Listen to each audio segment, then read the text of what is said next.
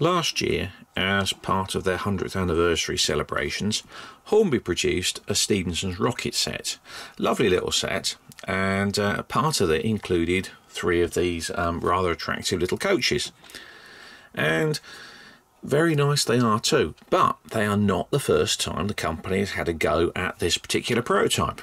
Back in 1963, Triang did it, and in 1982, Hornby re-released the coaches and rocket in a slightly modified form. They updated a few of the mechanisms, but essentially they were the Triang model. And as you can see, we've got the 2 coaches here, and the earlier model is quite a bit larger and less detailed than the later one. But they aren't the subject of this video.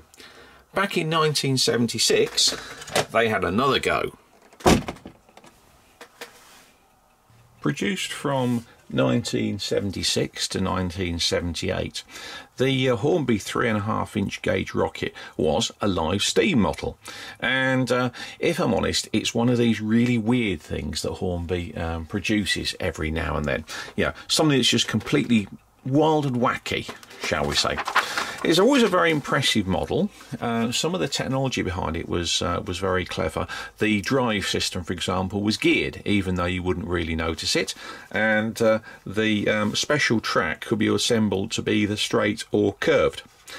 Now, rockets aren't actually that uncommon. You'll find at a large show, you'll find at least one for sale normally, because they were quite prized. The rare beasts are actually the coaches, and that's what we have here, a 3.5-inch gauge coach. Now, first things first, this is a beast of a model. It is, from buffer to buffer, 36 centimetres long, 35 perhaps if you want to be picky. It is, what should we say, 14 centimetres wide, and to the top roughly 20 centimetres. It is a very, very substantial model, and therein lay a bit of its downfall, because the actual rocket itself was somewhat underpowered. So these things, which, you know, have got a bit of weight to them, are lovely, lovely models, but they the rockets struggle to haul them around a bit.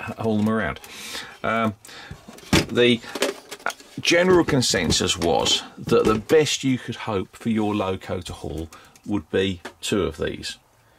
Even if you got 2 coaches together, and that was actually quite unusual because these weren't cheap, you probably found that it was perfectly happy on a straight bit of track, but it struggled a bit on the curves. Fine. Having said that, I think this is one of Hornby's most magnificent models. I love it. Now, this is a somewhat tatty second-hand version that I bought from Model Railway Club, and it cost me £70. Now, that sounds like a lot of money, although nowadays actually a 00 coach can cost you that sort of money easily. But these things, if you get a mint boxed one, 200 quid easily, because they're rare.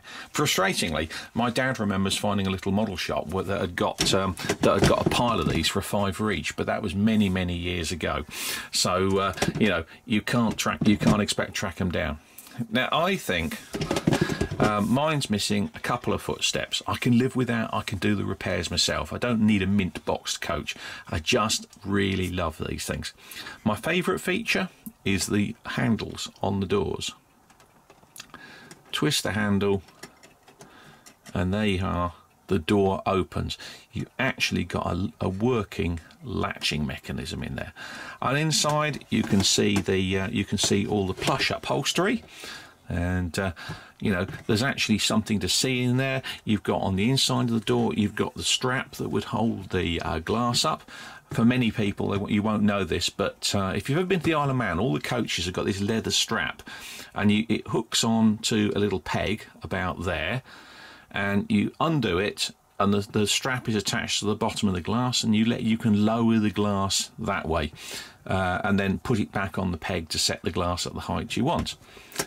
All this from a mass manufacturer, you know, based in Margate. Quite an item on its own.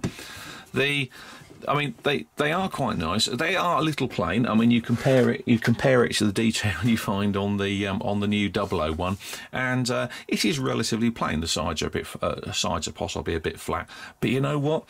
This is a really, really substantial model. I always think it's really attractive, and I must admit, I am really, really pleased to add one to my collection of Hornby and Triang items.